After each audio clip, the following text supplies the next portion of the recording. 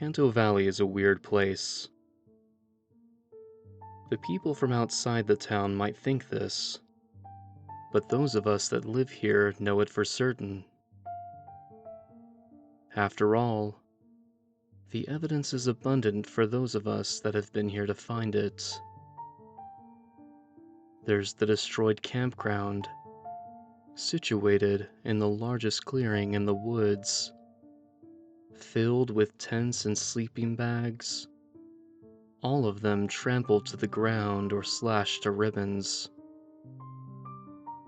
And there's the disgusting RV, fetid and molded on the inside, hidden in the densest part of the trees, where it's not only impossible to remove, but also should have been impossible to park there in the first place.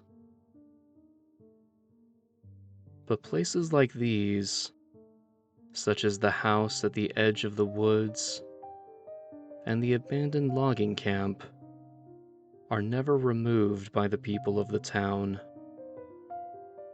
Sometimes it's a matter of the necessary efforts.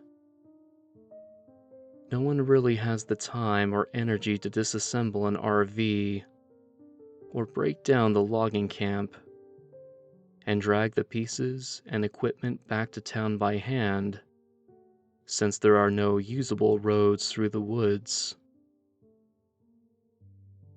Other times, it's a grim warning. What outsider, after ignoring the cautions of the town's inhabitants to keep clear of the woods at dark, would be willing to camp at night in a clearing filled with what appeared to be the remnants of a wild animal attack? But for the abandoned cottage, it's a matter of ability.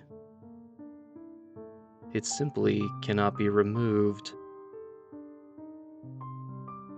Other than staying out of the woods at night, there are very few places kids like us were forbidden.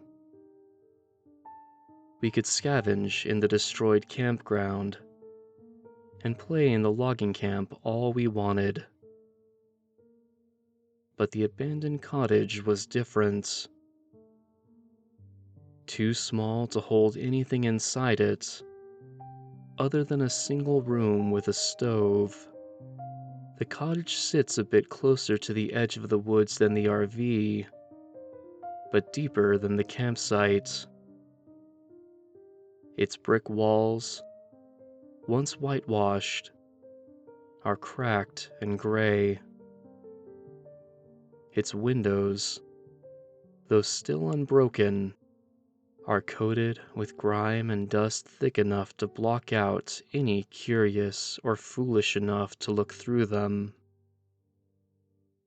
And its door, heavy and wooden, has been locked shut from the outside with a solid iron padlock, rusted in place from years of disuse. The woods, trees, and brush are kept 20 feet from the cottage in all directions. I thought nature simply didn't want to get close to it, just as we were all told to never touch the walls of the cottage. But I've seen the sheared tree limbs and branches, and the loose earth where bushes have been uprooted, and I know someone maintains it, though I've never been able to figure out who does all that work. But in the winter, when the valley gets at its coldest, that 20 feet of open ground blossoms into a bed of blood-red flowers. It's not a sight worth seeing. While most of us followed the rules that had been set out, we were kids. Sometimes, we had to learn why there was a rule in the first place, by experiencing the consequences of ignoring it. One of the ways we worked to bend, if not break the rules, was a test of courage. The one that could get closest to the wall of the abandoned cottage would be the winner. I say we, but only the boys participated. I might be a full-fledged tomboy, but even then, my brother would never let me near the walls of the cottage, unlike the boys his age. Javi had the official record in this game, getting to within arm's reach of the door. My brother might have beaten that record, but I think, like me, the warnings our father had given us had been too deeply ingrained to allow him to get any closer.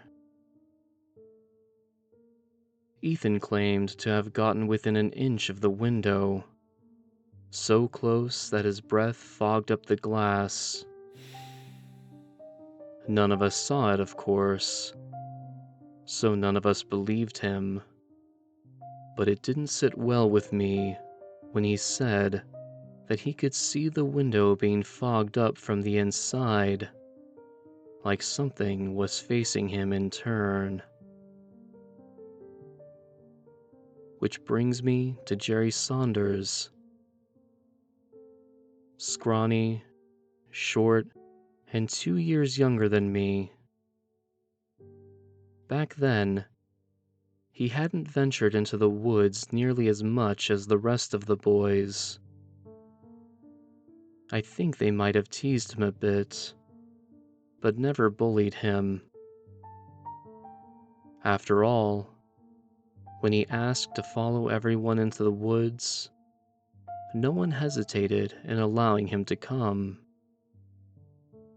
But I think he wanted approval from the boys, at least from my brother and Javi, the two unofficial leaders of our band. So, when the time came for another round of the test of courage, Jerry did not stop at an arm's length like Javi. He did not come to within an inch of the window like Ethan claimed. Jerry simply got closer and closer, not even egged on by the boys at that point, until he rested the tips of his fingers against the cracked brick wall. Ethan gasped in surprise, and my brother and Javi whooped and hollered in celebration like I had never seen before. But me, I felt a lump catch in my throat as my stomach sank. Nothing happened when Jerry's fingers touched the abandoned cottage, but in that moment, I felt as though someone had just stepped on my grave. We walked back through the woods, the boys singing Jerry's praises. About halfway back to town, as we all hopped over a fallen tree, I turned back to look behind me, and I saw that Jerry, all smiles just a moment before, had vanished. The same lump caught in my throat, and I felt dizzy, with the trees and the ground and the boys all spinning around me. I might have noticed first, but my brother spoke first. Where's Jerry? Where's Jerry? I had to grab the fallen tree to support myself. It had become hard to hear what the others said, with my ears only registering that they were shouting. Within minutes, we took off back to town. My brother had to give me a piggyback ride when he saw how pale my face had become. and I could see the color leaving his face, as well as the faces of the other boys, as they sprinted for help.